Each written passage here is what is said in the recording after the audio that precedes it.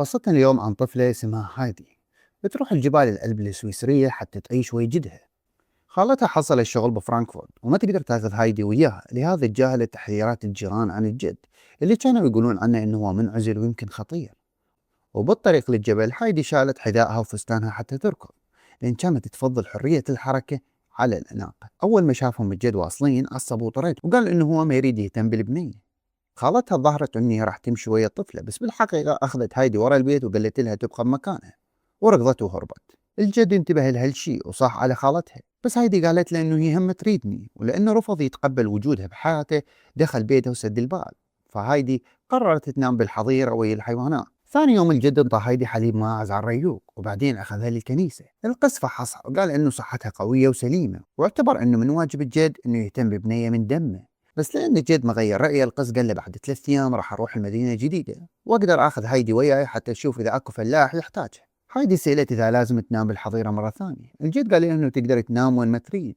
وبما إنه الجد ما عنده غير سرير واحد وكرسي واحد، هايدي دورت على مكان ثاني فلقت درج وصعدت عليه، وهناك لقت علية مليانة تبن. قررت إنه هذا المكان يصير غرفة نومها. قالت للجد إنه تفضل ما تروح، بس ما جاوبها. باليوم الثاني راعي الماعز بيتر اجى حتى ياخذ معزة الجد، والجد حصل فرصة يطلب منه ياخذ هايدي وياه ذاك اليوم، يمكن حتى هم تتعلم شلون تصير الامور بالجبل. وبعد ما اعطاها الجد شوية جبن، هايدي فرحت وانضمت البيتر. خلصت وقتها وهي تركض ويا الماعز مستمتعة بهالشي اكثر من القعده طول اليوم داخل البيت. وبينما هايدي كانت مستمتعه، بيتر اخذ لقمه من اكلها. بعدين لما انتبهت هايدي لامت الماعز، وفجاه الماعز بدا يتعارك، فبيتر ضربهم بالعصا حتى يوقفهم. هايدي ما عجبها هذا التصرف، وبعد ما خلته يوقف عرضت عليه صفقه، اذا ما يضرب اي ماعز مره ثانيه هي راح تنطيه نص اكلها كل اليوم. بيتر وافق بفرح، بس طلب منها انه توعده انه جدها ما يعرف بالموضوع، لان اهل القريه يقولون ان الجد قتل واحد بالماضي. ولما رجعت هايدي للبيت صارت تتصرف بخجل وغرابه ويا جدها، وقالت انه راح تنام بالحظيره. فالجد عرف انه هي سمعت الاشاعات، سألها شنو اللي تثقين به أكثر، الإشاعات لعيونك؟ هايدي غيرت رأيها وقررت أنه تشبك جدها وتروح تنام بالعلية. ثاني يوم بينما هايدي استمرت تستمتع وتتقرب من بيتر، الجد اشتغل بالنجارة حتى يبين لحفيدته ايش قد متأثر بمشاعرها. ولما رجعت هايدي للبيت انصدمت من وجود كرسي ثاني على الطاولة، ويا خبر ثاني حلو انه الجد راح يبقيه يمه للأبد. مرت أسابيع وهايدي كانت كل يوم تستمتع ويا بيتر، حتى قصت شعرها حتى تكون مرتاحة أكثر.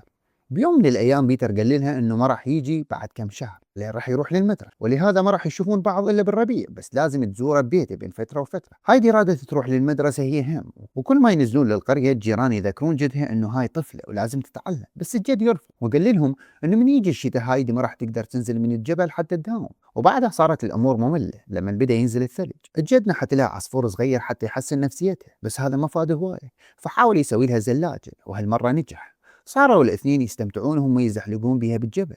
وبعدين الجد نزل هايدي عند بيت بيتر حتى يلعبون، وهناك هايدي تعرفت على ام بيتر وبيبيته. بس ابو بيتر كان ميت وبيبيته كانت عنها، ما كانت تقدر تاكل هوايه لان سنونها واقع. والمشكله انه كل الاكل اللي عندهم كان خبز يابس. وبيتر ما كان يحب المدرسه، ما كان يفهم ليش لازم يتعلم القرايه، لان من وجهه نظره القرايه ما راح تفيده برعي الماعز. بس امه ما كانت تقبل يترك المدرسه، ولما جد هايدي اجى ياخذها قالت له انه هي ايش قد محظوظه ان عندها شخص مثله. مرت السنوات وهايدي عاشت حياة هادئة وسعيدة ويا جدها. بس بيوم من الأيام خالتها رجعت وقالت إنه هي لقت مكان زين لهايدي ويا أصحاب الشغل مالتها، وهذا الشيء راح يخليها تكون صداقات وتروح للمدرسة. بس الجد رفض تام يخلي هايدي تروح، وقال إنه إيش عجب فجأة صرتي تهتمين بيها. خالتها انحرجت وقالت لي إنه تركت هايدي سابقا لأن ما كان عندي خيار. تعاركت ويا الجد بس ما قدرت تغير رأيها، فمثلت إنه هي راح تغادر، وبينما بالحقيقة كملت صعودها بالجبل حتى تلاقي هايدي بين الماعز. هناك عرضت عليها الفكرة مرة ثانية، ولما هايدي قالت لها إنه تريد تبقى ويا جدها، خالتها كذبت وقالت إنه جدك هو يريدك تروحين وياي لأن هذا من مصلحتك. هايدي انقهرت ووافقت تروح ويا خالتها، وبنفس اللحظة كان بيتر واقف وشاف كل شيء. لما رجع الماعز للجد، الجد لاحظ انه هايدي مختفي وبسرعة فهم اللي صار، فركض للقرية بأسرع ما عنده. ولما وصل كان وقت متأخر. بفرانكفورت هايدي تنأخذ القصر عائلة زيسمان، وهناك تتعرف على الخادم سبستيان والخادمة دينيت، والأهم من هذا المربية روتن ماير.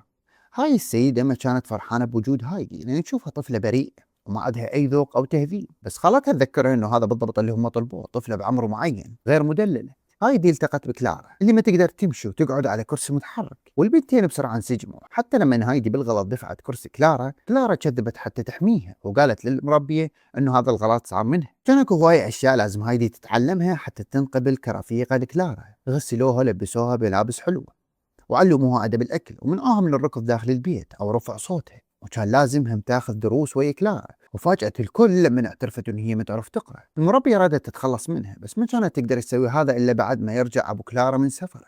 ولهذا المدرس كان لازم يعلم هايدي القراءة وبنفس الوقت يخليها تواكب دروس كلارا. هايدي تأقلمت بسرعة ويا قوانين البيت بس ما تغيرت بالكامل، وظلت محافظة على أغلب طباعها. وكانت بعد تفضل الطبيعة على البيت، تحلم كل ليلة بالجبل، كل ما تحصل فرصة تضم خبز بجيوب. هي وكلارا صاروا قريبين كلش من بعض، وهالترابط خلى كلارا تحكي صار بيه. بعد وفاة أمها مرضت كلارا لدرجة فقدت القدرة على المشي، وقبل لا تجي هايدي كانت تحس بالوحدة وكانت محبوسة بالبيت لأن أبوها دائما مسافر بالشغل. وبيوم من الأيام العصر هايدي رفضت تاخذ غفوتها اليومية وطلبت من سبستيان يفتح لها الشباك، بس للأسف حتى من الشباك ما قدرت تشوف الجبل.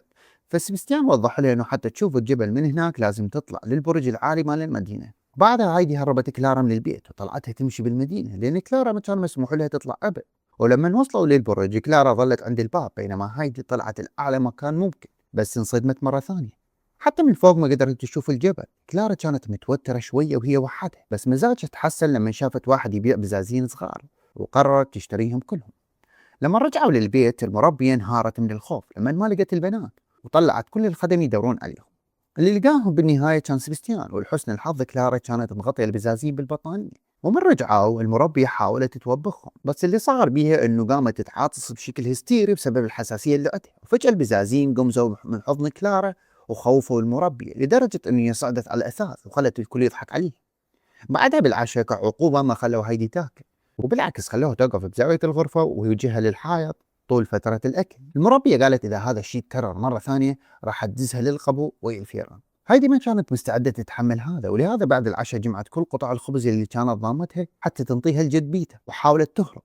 المربية وقفتها وذكرتها إن هي محظوظة لأنهم دي يعطوها ملابس فخمة وتعليم محترم. بس الشيء الصدق اللي كسر خاطر هايدي هو لما شافت كلارا زعلانة وتبكي تركض الغرفة. من ذاك اليوم أحلام هايدي صارت أسوأ، كلارا بطلت تطلع من غرفتها. قالوا لها إن كلارا مريضة ولامت هايدي على هذا الشيء. هايدي حست بالذنب أكثر. بعد ما الدكتور قالوا إن كلارا صارت أحسن راحت تزورها كلارا فهمت، بس هم كانت تريد هايدي تروح لأن هي كانت كل شيء بالنسبة لها. لما رجعت هايدي لصديقتها كلارا بدت كلارا تطلع من غرفتها مرة ثانية. بعد كم يوم أبو كلارا رجع أخيرا من السفر. كلارا فرحت كلش بلمة أهلها، والأب والبيبية كانوا هواية فرحانين وهم يتعرفون على هايدي. بالأخص الأب كان مرتاح من فكرة إنه كلارا صارت أحسن لأن صارت عندها صديقة. بس المربية حاولت تغير رأيه وشرحت له إنه هايدي بعدها ما تتعلم القراءة، بس البيبية فضلت تتأكد بنفسها بدل ما تصدق كلام المربية. ونفس الليلة الجدة قرأت لهايدي قصة قبل النوم بس ما كملتها لأن هي رادت هايدي تكملها.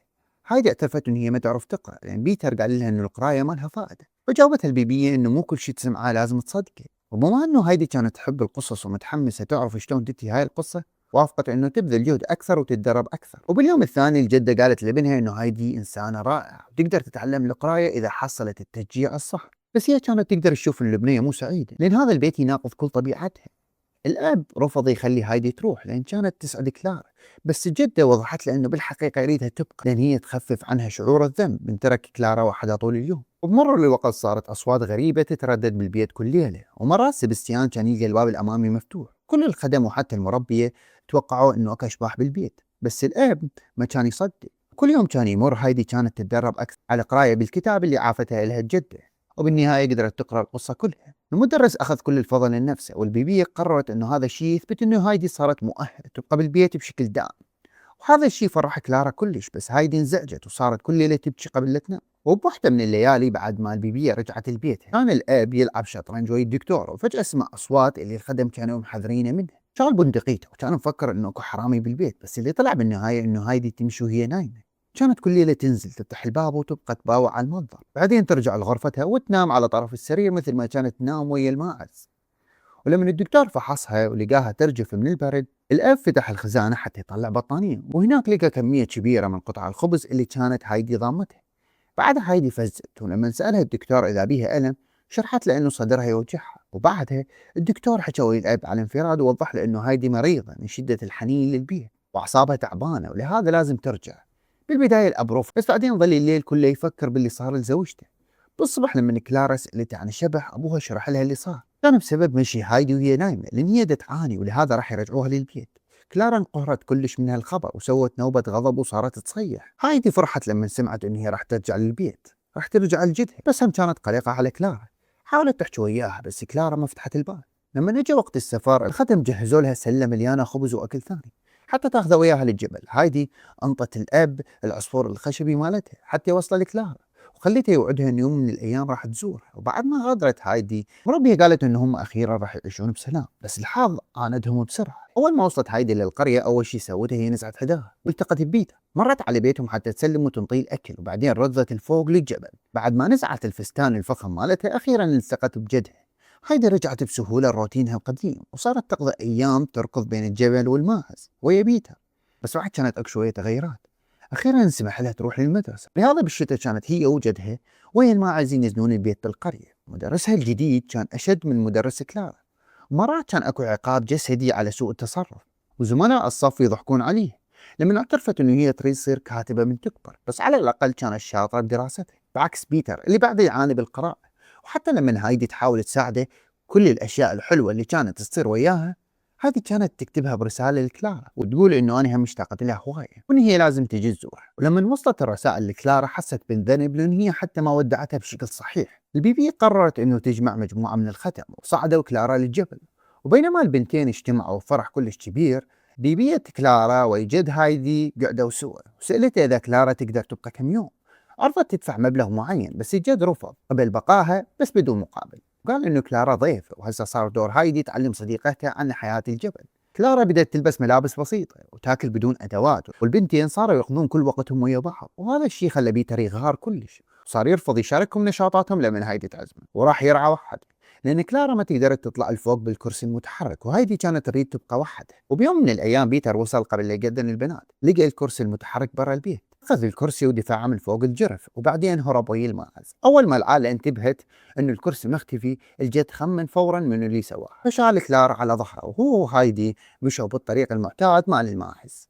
وهسه كلارا أخيرا قدرت تشوف باقي الجبل، بينما الجد وبخ بيتر على اللي سواه وخلاه يراقب البنات طول اليوم. كلارا عشقت المنظر الحلو والورد والفراشات الصغار، حاولت تلحقها وهاي اللحظة صدمت الكل لأن هي فجأة وقفت على رجليها. المشي كان بعدها صعب عليه، ولهذا قضت الأيام الجاية تتدرب بمساعدة هايدي وبيتر اللي غير رأيه بعد ما شاف هاي المعجزة. بعد فترة لما بيبية كلارا رجعت حتى تاخذ كلارا، ابنها كان وياها وكان معصب يصيح لأن ما عجبته فكرة إنه بنته المريضة والضعيفة تجي لهيج مكان. بس رأيه تغير بسرعة لما شاف كلارا تمشي على رجليها. بيتها انطت هايدي هدية دفتر وقلم حتى تبدي تكتب قصص، وذكرتها انه ما تهتم لتعليقات زملائها بالصف لان كل انسان لازم يسوي الشيء اللي يخليه سعيد. بعد ما ودعت كلارا بحضن قوي هايدي رجعت لحياتها اليومية ويا بيتها، بس من ذاك اليوم قامت هايدي تاخذ دفترها وياها وين ما تروح لكل مكان حتى تكتب شوية شوية. ولهنا وصلنا وياكم نهاية القصة، ان شاء الله يا رب تكون عجبتكم. انتظرونا بقصة جديدة. تحياتي.